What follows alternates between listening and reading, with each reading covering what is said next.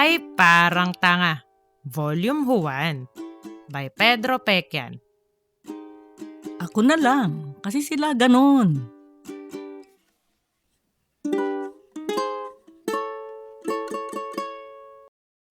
Naka-earphone, umuuga-uga ang ulo at papito-pitong pumasok si Darren sa HR department ng Divine Usga Toilets Plant.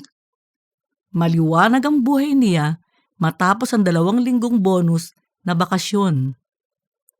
Wala namang gagawin kaya excited siyang pumasok. Naisip niya na maitutuloy niya ang paglalaro ng GGO kaso pagdating pa lang niya sa kanyang mesa, inaabangan na pala siya ni Mang Usga. Nawala ang pagka-chill ni Darren. Ano ang ginagawa ng Chief Operating Officer sa mesa niya? Matatanggal na ba siya sa trabaho? Mr. Damayos, ayan ka na pala. Maupo ka. Mabilis na sumunod si Darren. Masuka-suka sa kaba. 2 linggo ka raw na may sore eyes. Tanong ni Mang Usga, hindi nakangiti.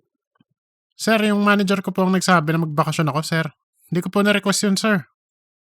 Alam nating dalawa na hindi ka nagka-sore eyes. Tiningnan ni Mang Usga si Darren nang parang tanga at nang hindi ito nakakibo, nag-wave off ng kamay si Mang Usga. Tapos na yun. May pagagawa ko sa'yo. Pero bago yun, alam mo ba kung ano nangyari habang wala ka? Bumukas sara ang bibig ni Darren ng parang goldfish na clueless sa fishbowl. Nag-resign si Oso. Napolitika siya. Mag-recommend ka sa akin ng papalit sa kanya. Mamili ka sa 4 na tao ni Oso. Binasa ni Mang Usga ang mga pangalan ni na Francis Misan, Aga Akit, Duante Gabriel Kahoy, at Anton Tino mula sa listahang hawak niya. Kilatisin mo ang 4 ng mabuti. Sige po, sir. Ako na po bahala, sir. Kaya ko na po yan, sir. Parang tangang sagot ni Darren. Tumango si Mang Usga at tumayo. Ikaw ang napili kong mag-recommend. Kasi wala ka dito noon. Babalik na ako sa headquarters. Mr. Damayos, top priority mo to.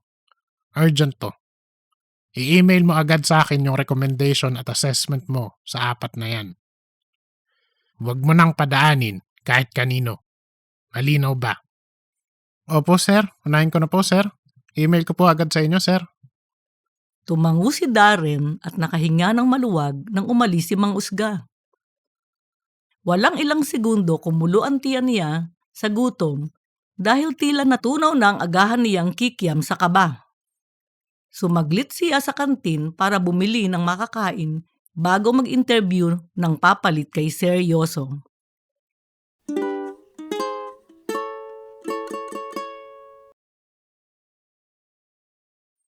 Matapos makabili ng makakain, dumiretso si Darren sa conference room.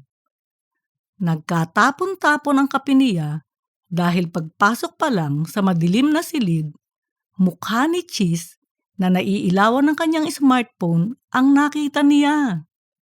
Sa takot, napatili at napaatras siya.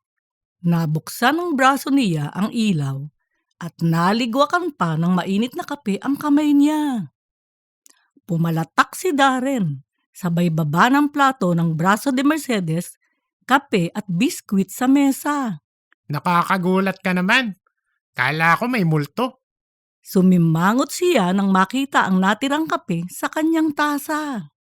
Tingnan mo, wala nang natira sa kape ko. Huminto si Cheese sa pagchichirp at sinilip ang tasa ni Darren. Grabe, Dar. May kalahati pa. Kung makapagwalang natira to, ang aga mo naman, Dar. Cup half empty agad-agad? Di ba pwedeng cup half full muna? May half empty, full half ka pang nalalaman? Napaso na nga ako. Reklamo ni Darren. Ipinunas ang kamay na puro kape sa pantalon, sabay upo. Ayos din to. May pabraso-braso pa. Pengi nga? Sabi ni Cheese, umiilaw ang mata na parang cellphone sa dilim. Bumili ka sa kantin. Iritadong sumubo ng braso si Darren. Oh, eto na lang sa'yo. Pinadausdus niya sa mesa ang pakete ng biskwit. Damot naman eto. Kinuha ni Cheese ang biskwit pero natatakam pa rin siya sa braso. Tinext niya si Manang sa kantin para ipagtabi siya. Ba't ba nandito ka na? Namumuwalan si Darren sa braso. Bali-balita kasi sa hangin na mataan daw ang Sir Elias sa mesa ng Darren kanina. Ang latest, napag-utusan daw ang Darren na mag-interview ng kapalit ng seryoso. Tumaas-taas ang kilay ni Cheese. Binuksan ang biskwit at kumagat. Ano ba kasi nangyari kay seryoso? Napolitika daw? Ay, hindi mo alam ang ganap. Dar, malala. Isang linggong nag-trending sa Chirper. Saang kuweba ka ba namahay? Ba't hindi ka man lang nakapag-chirper? Ay, hindi ako nag-chirper. Pang-norme yun. Sagot ni Darren, nakakunot ang noo. Hindi siya nagpunta sa kuweba. 2 linggo siyang naglaro ng GGO sa kwarto niya. Grabe. Maka-norme naman. Sandali. Ano ba ang normie? Ikaw, normie. Kaya mo na yun. Yung sinasabi mo tungkol kay seryoso, ituloy mo. Humaba ang nguso ni Cheese. Naasar yung ibang manager. Mula nung nalipat dito yan, puro siya na ang napiling manager of the year. Nakatatlo na. Parang baseball. 3 strikes, kaya na-out na. Kaya ayun, nadaig pa ang starlet kung ma-skandal sa social media. 1 linggo kung mag-trending sa Chirper ang seryoso. Ano ba kasing naging skandal? Cheese, paanong napolitika? Napapagod na si Darren sa maligoy na pagkikwento ni Cheese. Ang mga tao sa paligid-ligid nag-chirp. Ang sabi, pag walang tao, nagmumura daw ang seryoso. Marami na daw napahiya sa harap ng maraming tao. Napahinto si Darren at kumunot ang noo. Cheese, teka nga. Sabi mo, nagmumura siya pag walang tao. Pero, maraming napahiya sa harapan ng maraming tao? Yun nga. Napolitika nga. Dar. Ang hina naman nito. Grabe talaga. Maraming nag-chip. Pinagtulungan ng seryoso. Ang sabi pa nung isa, binibig siya dahil ayaw niyang mag-overtime. Ayun, nagalit ang mga netizens. Nag-campaign. Gustong ma-fire ang seryoso. Ang Madam Divine nagka-crisis. Nagmukhang 80. Napahinto si Darren sa pagsubo ng braso. Hindi niya naalalang nagmura o nang bibig si seryoso kahit kailan. Naintindihan na niya kung ano ang ibig sabihin ni Mang Usga kanina. Alam mo, maraming natuwa na wala na ang seryoso dito. Kaya may paparty bukas. Dar, umattend tayo. Sa totoo lang, nakakainis naman nga yun. Kung mag-utos daig pa Panginoon, yung Panginoon 10 lang ang inuutos. Siya doble, minsan triple pa nun sa isang araw. Gusto niya, nagtatrabaho kami. Natawa si Darren dahil alam niyang nag-iimbento na naman ang cheese. Nandito ka na rin lang. Sige, ikaw na unahin ko. Bakit ikaw ang dapat kong i-recommend na maging manager? Tinatanong pa talaga nito? Ay, nakakaloka ka, Dar. Nabuga si Darren. Lumabas sa ilong niya ang braso na kasing laki ng kulangot na tumapal sa talukap ng mata ni Sheila. Alam mo naman ang radar ko, Dar. Iba. Saka bongga rin akong makisama. Pero mas bongga pa ang initiative ko. Napatayo si Cheese sa upuan at itinuro ulit ang sarili. Tingnan mo. Ako lang ang nandito sa pa-interview mo na to, di ba? Napaisip si Darren. Sa bagay, may initiative ka nga. Nauna ka pa nga sa akin dito. Saka iba nga ang radar mo. Tama. Nagmustra sa pinto si Cheese. Saka kung hindi ako, sinong ipapalit mo? Si Aga? Walang ibang kumakalog sa utak nun kung hindi yung tatlo niya. Dalawa kasi babae nun eh. Pangatlo na yung misis niya. Pag yun ang napalit, Dar, sinasabi ko sa'yo, may mang chichismax doon. Nagumpisa nang maglakad-lakad si Cheese sa conference room. Dala ang pakete ng biskwit. Si Duga naman. Duga dito, dekwat doon. Marami ng office supplies ang naglaho. Sigurado kung alam mo yan. Kababata mo yun. Sigurado rin ako na pag yun ang napalit machichismax, mas malala pa kay Aga. Siguradong matatanggal yun kasi magnanakaw. Tumawa ng parang tanga si Darren.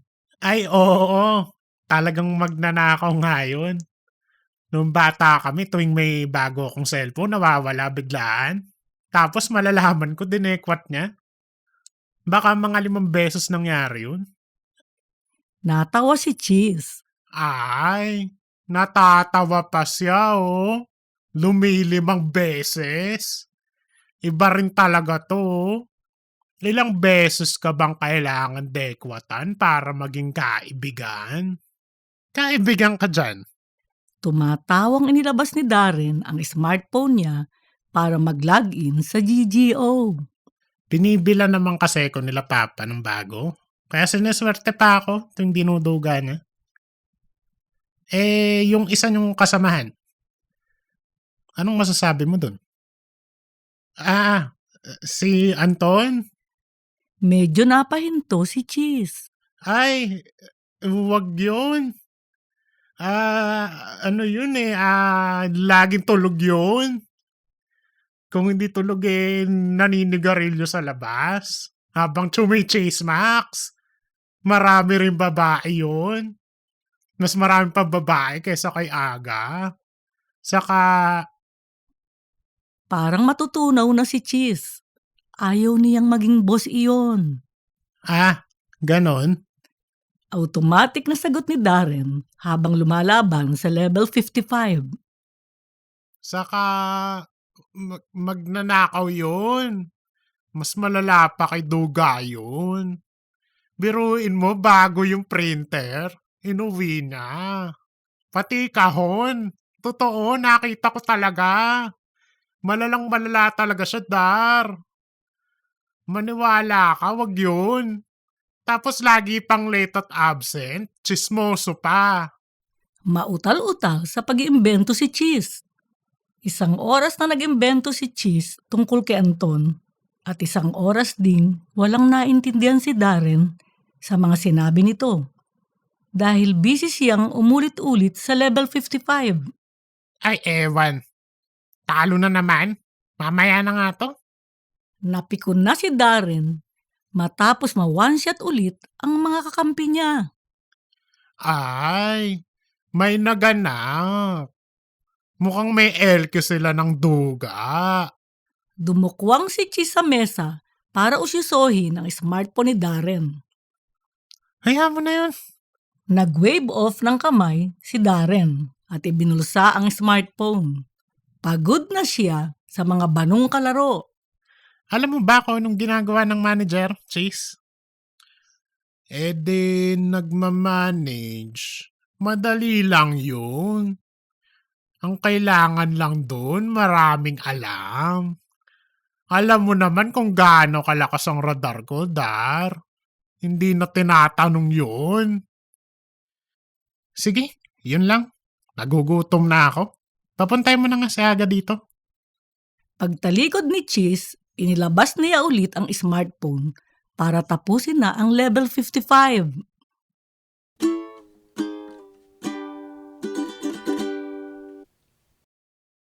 Matapos ang isang oras, nakalimutan na ni Darren na siya ay HR at may hinihintay na i-interviewin.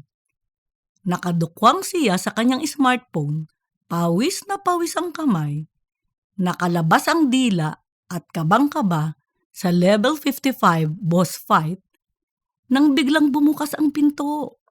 Demayos, pinatawag mo daw ako. Umupo si Aga sa tabi ni Darren.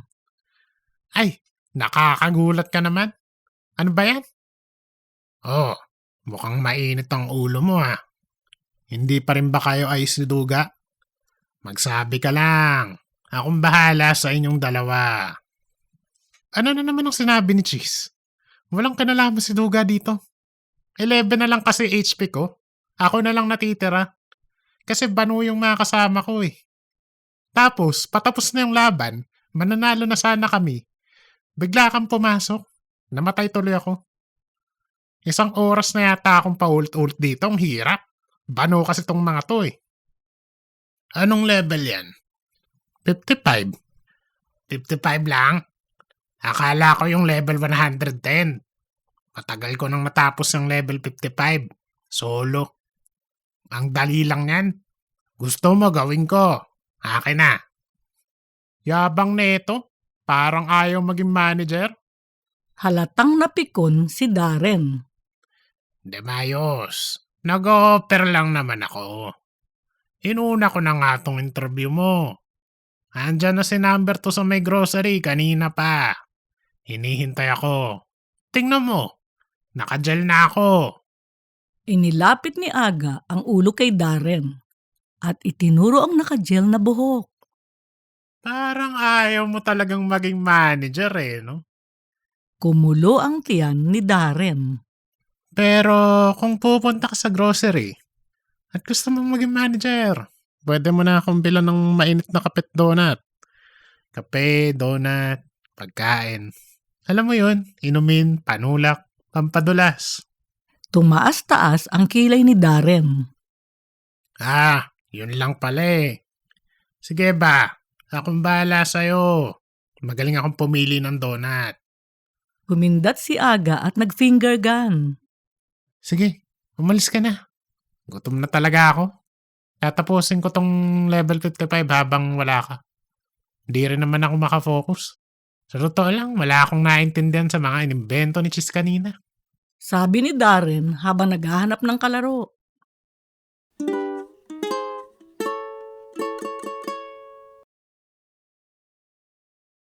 Isang oras na naman ang lumipas na makabalik mula sa kanyang date si Aga na may dalang kape at donut. O eto na, Inilagay ni Aga ang kape sa harap ni Darren. nanalo na kami. Musta date? Humigop ng kape si Darren. Hoy, ang lamig naman nito. Tas nasan yung donut? Nakakalimutan ko. Nag-away kasi kami.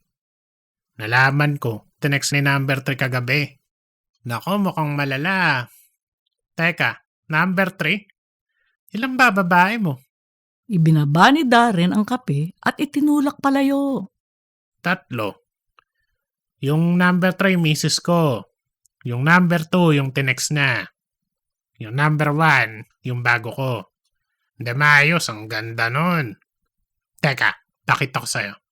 Dali-daling inilabas ni Aga ang kanyang smartphone at ipinakita kay Darren ang selfie ni number 1. Pambihira. Akala ko naman napakaganda. Mas maganda pa si Duga dyan. Grabe ka naman. Layo naman nun. Si Duga ni hindi nagsusukla yun. Tignan mo, oh. Ang ganda netong si number 1. Eh hindi. Ilang beses ko nung nakitang nag-ayos yun. Maniwala ka sa akin.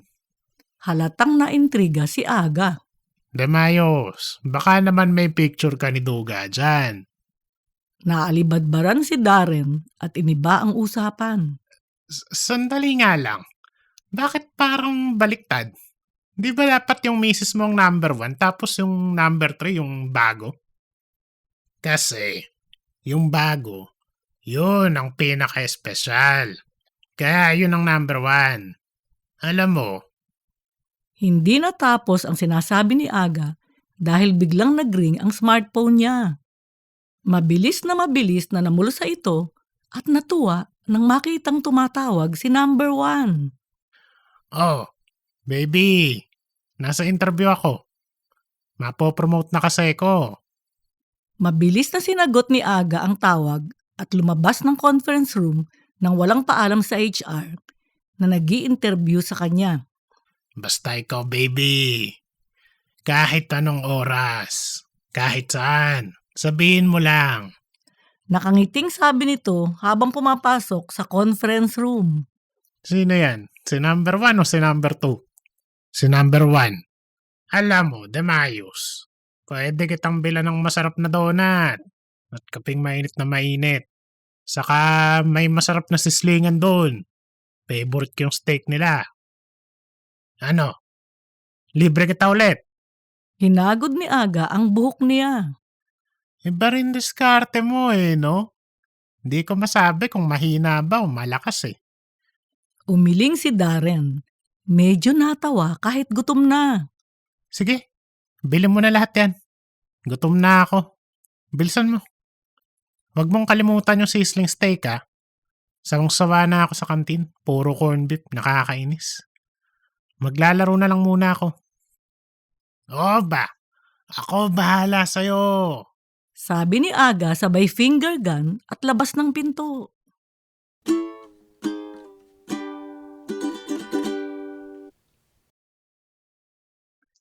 Halos magkatanghalian na makabalik si Aga.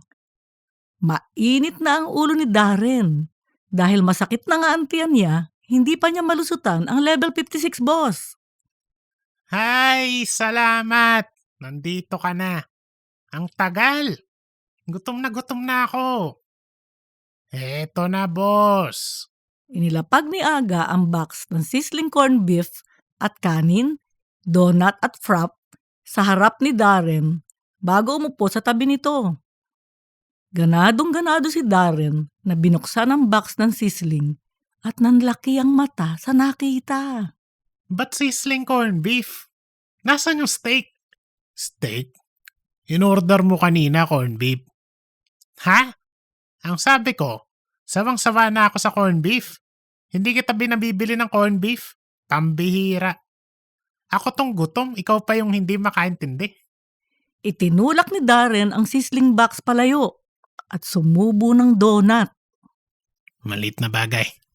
Gusto mo, bilang kita ulit sa grocery? Ay hindi na. Sagot ni Darren, hirap na hirap sa pagnguya ng donut. Bakit sobrang kunat na nito? Ha? Hindi makapaniwala si Aga.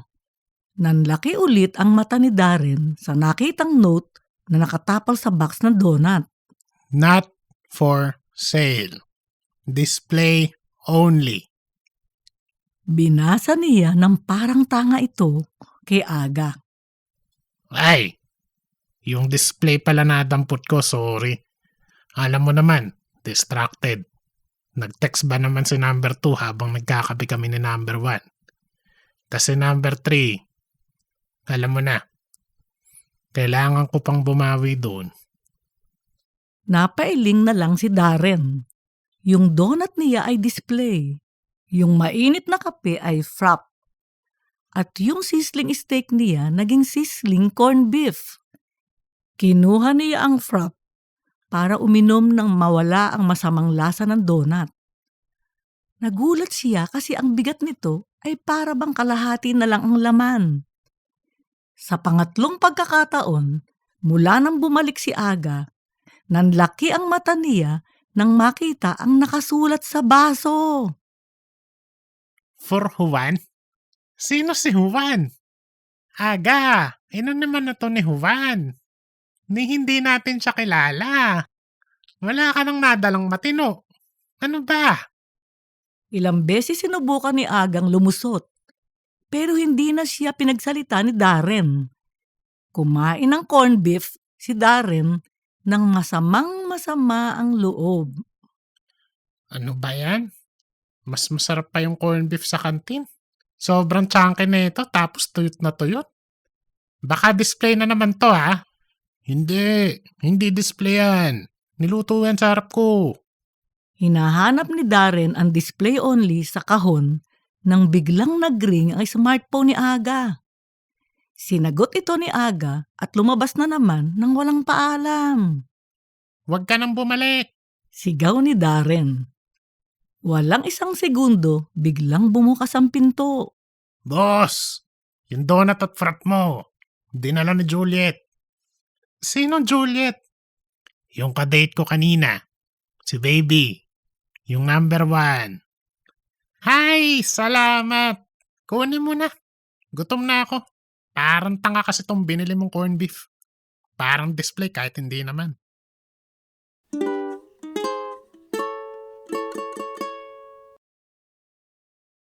Makalipas lang ang 5 minuto, sa wakas nakakain na ng masarap na donut at nakainom na masarap na prop si Darren. Gusto sana niya ng mainit na kape pero masarap naman yung prop kaya hindi na siya nagreklamo. Nag-usap sina Darren at Aga kung papaanong tatalunin ng boss sa level 56. Binigyan ni Aga ng tip si Darren. Naikwento rin ni Aga kung ano ang nangyari sa date niya kanina. Matapos kumain, tinanong ni Darren si Aga. Ba't ka dapat mapalit kay seryoso? Nasarapan ka ba sa donut at frap? Oo naman. Tumango si Darren. Pero tong dinala ni Juliet, hindi yung mga dinala mo kanina. Parang ako na gusto mong palitan eh. Hindi sa seryoso. Demayos. Si Juliet lang ang nagdala nun. Pero ako namili. Kaya ako dapat ang maging manager. Maganda taste ko. Magaling akong pumili. Pagkain, babae, kahit ano, lahat. Yang si Cheese, nakita mo na ba yung asawa nun? Napailing si Aga at napabuntong hininga. Oo, nakita ko na misis nun. Nagulat nga ako. Akala ko kasi bakla yun. Oh, anong tingin mo? Di ba walang taste? Wala nang ang taste. Chismoso pa. Tapos si Duga, bano, magnanakaw ng stapler. Magkano lang yun? Kung magnanakaw na rin lang, sana nilaki-lakihan na. Mahina. Si Anto naman, di ako bilib doon, wag yun. Palpak yun. Wag na yun, Demayos. Walang kwenta yun. Sinasabi ko sa'yo, wala talagang kwenta yun. Banong-bano. Walang mangyayari sa atin doon. Wala pang taste yun. Di ba bilib ka sa taste ko? Walang taste yun. Wala talagang taste yun. Mukhang wala talagang taste ha? Talagang matindi. Parang nag-alachis ka doon. Manawa-nawa na si Darren. Pero alam mo ba kung anong ginagawa ng isang manager? Oo naman. Parang yung mga babae ko lang yan. May schedule dapat ang mga bagay. Alam mo na. Pumalatak si Aga sabay finger gun. Inilabas ni Darren ang gutay-gutay na toothpick dispenser na dinuga ni Duga sa kantin nung 1 linggo at nag-umpisang magtinga. Aha. Alam mo, kahapon ng umaga, nahuli ako ng anak ko, nakahalikan si number 2. Yung ninang niya. Tapos, kinausap ko ng masinsinan. Sabi ko, mahal ko sila ng nanay niya. Pero yung ninang niya, Mahal ko rin. Napagmahal kasi ko, Demayos. Pinagtiwalaan ko siya at pinag-promise na wag sasabihin. Nag-promise siya. Pambihira. Alam mo, pag-uwi ko kagabi, tinrider pala ako. Demayos, muntik na akong mapalayas ng misis ko. Pero alam mo kung ano nangyari? Ano nangyari? May naalis na tinga si Darren at tumalsik ito sa noo ni Aga. Walang nakapansin sa kanilang dalawa. Ay syempre, ano pa ba mangyayari? E de mahal na naman ako ng misis ko. Sa galing ko mag-manage. Hindi ako nahuli kung hindi ako tinrider ng anak ko. Pero kahit tinrider ako, naayos ko pa rin. Mamaya, paglabas, manonood kaming dalawa ng sine. Kaya ako dapat ang maging manager. Kahit ano, kahit may trader pa. Kaya kong ayusin yan. Oh, sige. Yun lang. Okay na yun. Papuntayin mo na si Duga dito. Utos ni Darren bago nagtinga ulit.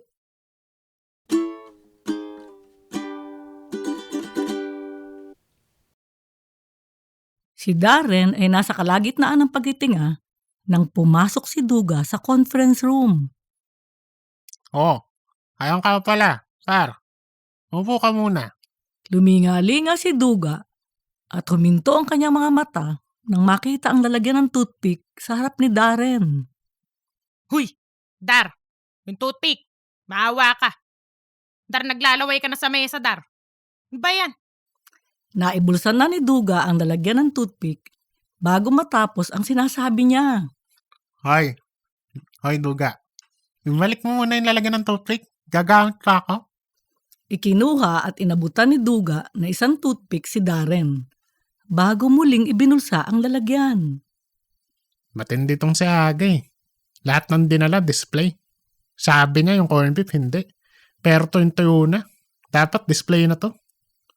Di na nga masarap, sumisingit pa sa ngipin. Tinanggap ni Darren ang toothpick. Kanina pa ako, par. Tingnan mo nga. Pumalatak siya at ngumisi. Tako! May dalawa pa sa harap, par. Kaya na ng isang toothpick yan, tingin ko. Kaya na ng isang toothpick? Sige, sandali. Alisin ko lang to. Hindi ako makafocus ng may nakasingit na ganito eh.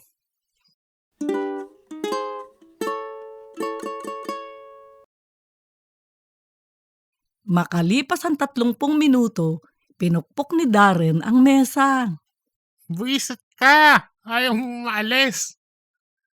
Par, tulungan mo na nga ako dito. Halika dito. Ito yung toothpick ko. Ge, alisin ko. Cool na ibinulusan ni Duga ang doorknob at tinanggap ang toothpick na nanggigitata sa laway at tinga. Nagtagal si Duga sa pag-aalis ng tinga. Nang matapos ito, 3 na ng hapon at pakiramdam ni Darren, mas makapal na ang panga niya sa mukha ni Aga. Salamat, par. Nagutom ako. Teka, text ko lang si Aga. Papabili ko ng makakain at kape. Gusto mo ba? Oo ba? Kung ano yung sayo? Sagot ni Duga sabay upo sa tapat ni Darren. Hindi halatang nasa bulsa niya ang doorknob. Par, malamang alam mo na kung ba't ka nandito. Oo. Alam mo naman si Cheese. Interview to para malaman kung sinong papalit kay seryoso. Oh, ano par? Anong sasabihin ko sa reko mo? Ba't ikaw ang dapat pumalit kay seryoso? Pambira, par. Tinatanong pa ba yun? Wala ka namang choice. Walang choice ka dyan. 4 kayo. Umiling si Darren. Par, pag si Cheese pinalit mo, sa chismis pa lang, ubos na oras nun. Si Aga, sa babae pa lang kulang na oras nun. Si Anton, pag si Anton ang pinalit mo, chismis lang ni Cheese yun. Baka masunod pa yun kay seryoso. Mas scandal sa cheerper. Nanlaki ang mata ni Darren. Ha? Isa siya sa mga nag-chirp tungkol kay seryoso? Hindi. Dalawa si Cheese sa nag-chirp tungkol kay seryoso. Ha? Namulsa si Duga at naglabas ng 2 smartphone. Cellphone parehas ni Cheese to. Basahin ko sa yung huling chirp niya. Binuksan niya ang isa sa chirper at binasa ang chirp ng parang si Cheese. Grabing makamura ang seryoso. Minura niya ako kasi ayokong mag-overtime. Sobrang sakit, napawaling ako sa office ng mag-isa. Ang likod ko, 3 oras dumaos do sa likod ng pinto. Nabuga si Darren. Wala pa yan, par. Mas parang sira pa to. Inilapag ni Duga ang cellphone, binuksan ang pangalawang smartphone sa chirper at binasa ang chirp ni Cheese sa isa pa niyang alt account. Sinirp niya. Malalang seryoso. Kapag mag-isa ka, bibibigin ka nun. Sobrang grabe. Mapapahiya kang talaga ng bonggang-bongga sa office mates mo.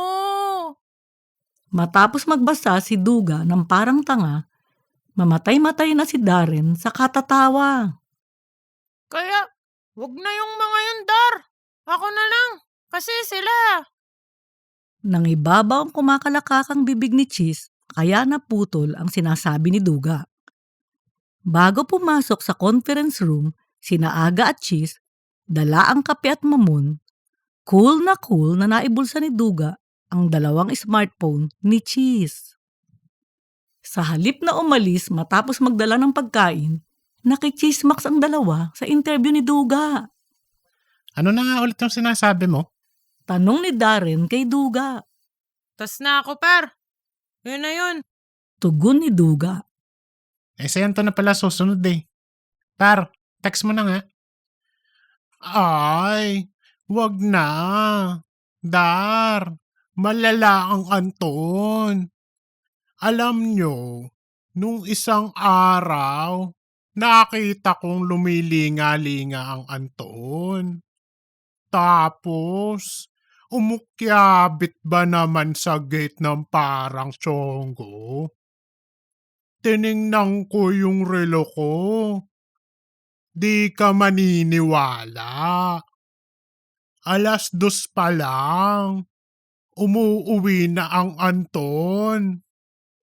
Tapos, nung isang araw, nakita ko, sinasabi ko sa inyo, nanguha siya ng DVD player. Imbento ni Cheese, sabay bukas ng kaha ng sigarilyo at alok sa 3. Marami pa akong alam na chika. Nabida ang Anton. Inumpisahan ni Cheese ang mga imbentong kwento tungkol kay Anton at nagtawanan ng 3. Ay, parang si Ginoong Tino lang pala yan eh. Sabi ni Darren. Ginoong Tino? Yun ba ang tawag mo kay Anton? Tanong ni Cheese. Hindi. Teacher namin ni par nung high school. Si Ginong Tino. Tito ni Anton. Singit ni Duga. Oo, yun nga. Sira ulo yun eh. Kailan lang? Binuhusan ba naman ako ng suka? Ang aga-aga. Ay, oo. Nashoot yung buto ng sili sa mata ni par. Ang duga nga niyan. Akala ni sir may sore eyes. 2 linggong pinagbakasyon. Ay, dumuduga pala. 2 linggo pa. Makahulog ang tukso ni Cheese. Napakamot sa tainga si Darren. Napagkamalang kang may sore eyes, Demayos. Usisa ni Aga. Oo, namula kasi ng parang tanga yung mata ko. Inilabas ni Darren ang smartphone at ipinakita ang selfie niya na mapulang-mapula ang mata. Dumukwang ang lahat para makita ito. Nung nakita ni Sir yung selfie, kala niya sore eyes. Ayun, nagkaroon ako ng 2 linggong bonus na bakasyon.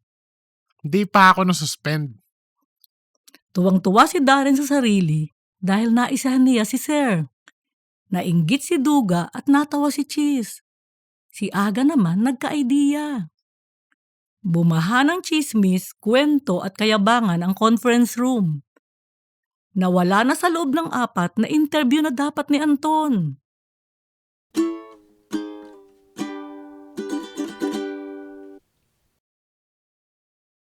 Makalipas ang kalahating oras, biglang tumunog ang fire alarm at nagtayuan sila para lumabas ng gusali. Oh, par, may fire drill pala? Tanong ni Duga kay Darren kasi siya ang HR.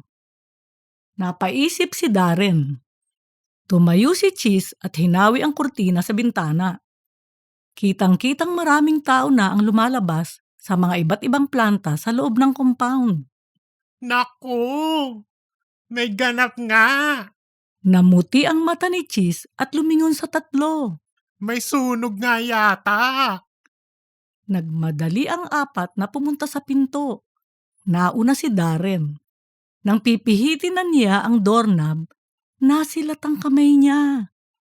Pagtingin niya, walang doorknob. Teka, nasan yung doorknob? Tanong ni Darren sabay tingin kay Duga.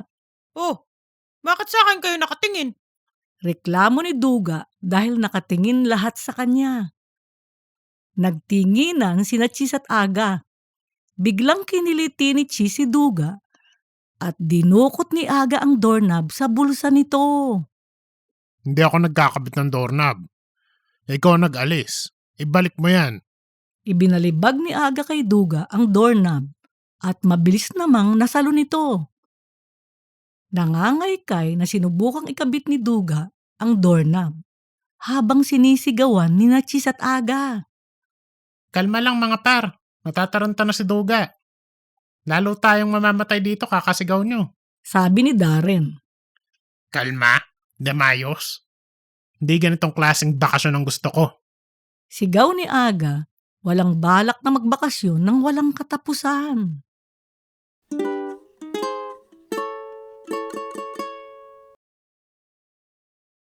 Nang tumunog ang fire alarm, gumagawa si Anton ng report na naiwan sa kanya ng 3 kasamahan na sina Cheese, Aga at Duga dahil may interview sila kay Darren.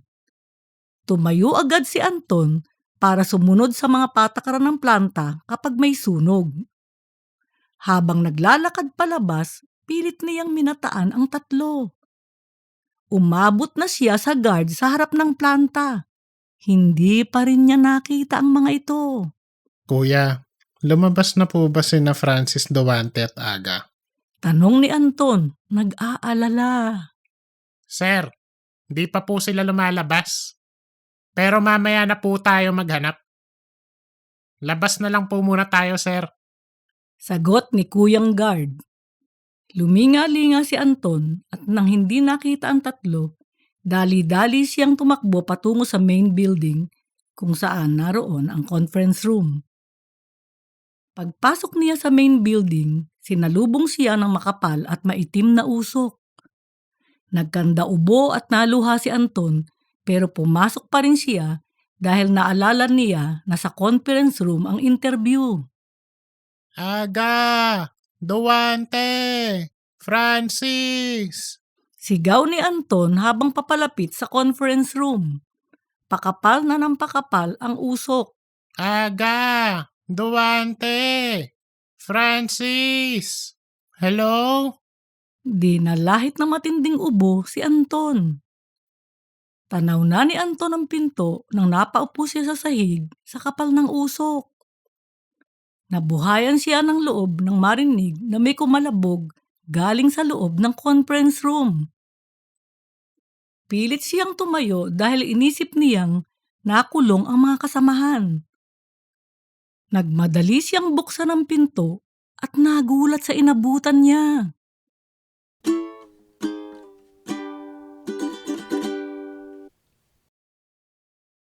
Sa conference room ng Divine Usga Corporation Headquarters, 5 minuto matapos mag-umpisa ang sunog sa planta ni Darren, masayang-masaya na sana si Don Pedro dahil na-approve pa lang ng board ang mga proposal niya.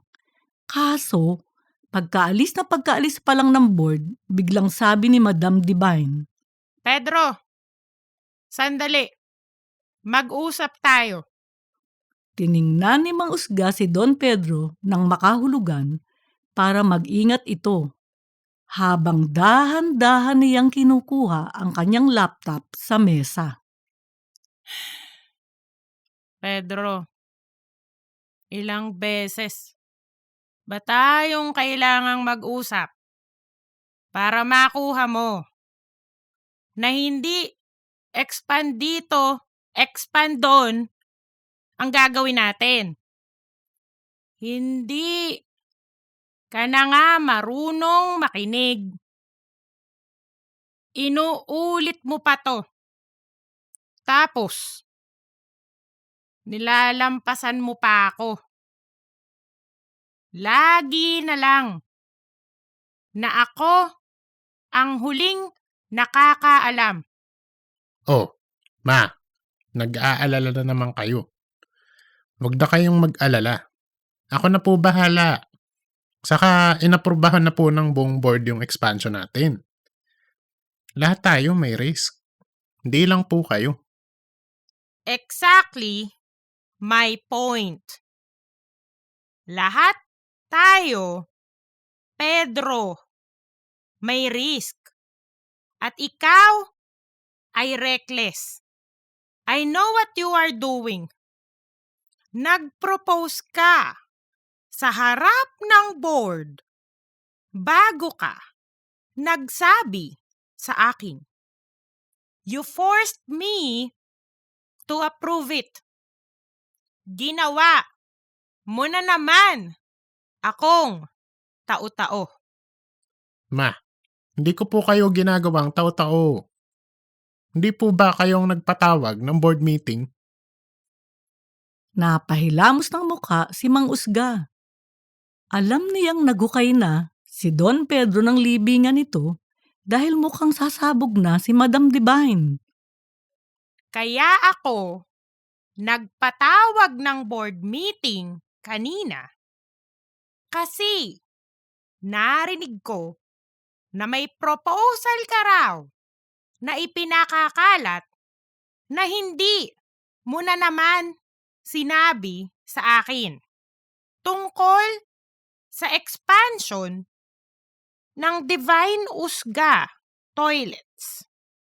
Ayokong ako na naman ang huli sa balita. Lalabas na sana si Mang Usga, kaso sabi ni Madam Divine, Elias, tell us, ilang beses na ba akong sinubukang paikutin ni Pedro? bago pa makatugon si Mang Usga, biglang pumasok ang secretary ni Madam Divine. Madam, excuse po, may emergency daw po sa planta.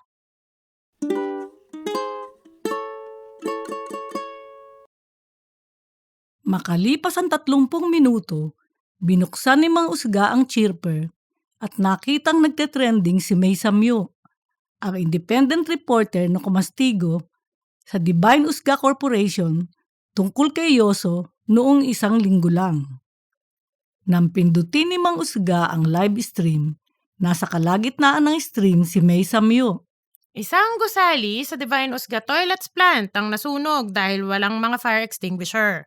Ang mga empleyadong sinaaga Akit, Darren De Mayos, Duante Gabriel Duga Kahoy at Francis Chismisa na inakulong sa conference room ng naturang gusali. Nang mailigtas ni Antontino ang 4, bugbog sarado at tigisan ng black eye ang 2. Di umano'y nagkainita ng 2 matapos magkatarantahan dahil tarantado raw ang isa. Ayon sa investigasyon, ang pagkawala ng doorknob ang sanhi ng pagkakakulong ng 4 sa conference. Naputol ang pag-uulat ni May Samyo dahil biglang kasosyo na niya si Cheese sa mikropono. Ate, hindi yun ang ganap. Dinuga ni Duga yung doorknob. Singit ni Cheese sa harap ng kamera. Sa sobrang OA, nag-clip na ang mic ni May Samyo sa lakas ng boses niya. Grabe! Muntik na kaming gumowing lahat. Chumichismax lang kami. Nakakalimutan na nga namin na interview na ng Anton. Grabe talaga. Si Aga nanulak na ng duga. Kasi hindi niya maikabit yung doorknob. Sobrang grabe talaga. Tapos ang Darren, dinaig ng Superman. Biglang naging lalaking lalaki para kay Duga. Suminghot-singhot si Cheese at kumunot ang noo. Teka nga, ate. Bakit may Samyo ang pangalan mo? Nakakaloka. Wala ka namang BO. Hindi na mapigil ni May Samyo ang pagtawa, kaya kinambatan niya ang cameraman na itutok muna sa iba ang kamera. Kitang-kita na pinipigilan ni Duga si Darren dahil muntik na niyang bigyan ng pangalawang black eye si Aga sa harap ng mga pulis at kamera. Par, tama na par. Sunod na ipinakita sa kamera si May Samyo na pulang-pula ang muka matapos tumawa ng tumawa. Nandito sa tabi ko ang dakilang binatang nagligtas sa 4. Anton, ikaw ngayon ay isang buhay na bayani. Bakit nagbuwis buhay ka kanina? Tanong ni May Samyo. Yun ang tama. Kaya yun ang ginawa ko. Diretsong sagot ni Anton. Isa ka talagang bayani. Maraming salamat sa'yo, Anton. Pag-alis ni Anton, tumingin sa kamera si May Samyo. Marami sa ating mga kababayan ang empleyado ng Divine Usga Corporation. Noong 1 linggo lamang ay nagkaroon ng skandal ang Divine Usga Toilets plant na ito matapos ma-expose sa Chirper, ang isa sa mga manager na di umano'y malupit sa mga tauhan niya. Ngayon, walang fire extinguisher ang gusali. Madam Divine, wala po ba kayong pakialam sa mga empleyado nyo?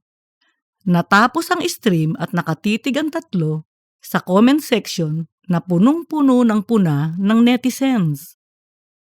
Nagbuntong hininga si Don Pedro. Tutop ang noo. Napahilamos ng mukha si Mang Usga. At madiing sinabi ni Madam Divine. Buti na lang, walang pumanaw. Noong 1 linggo, na politika si Yoso. Napakagaling pa naman ni Yoso. Nag-resign tuloy. Ngayon, walang fire extinguisher ang planta? Elias, get to the bottom of this. I want everyone responsible fired. Also, ipalit kay Yoso si Anton. Maraming salamat po sa inyong pagtangkilik. Abangan ang Story 3. Bahay, Kubo, at Munting Babuyan.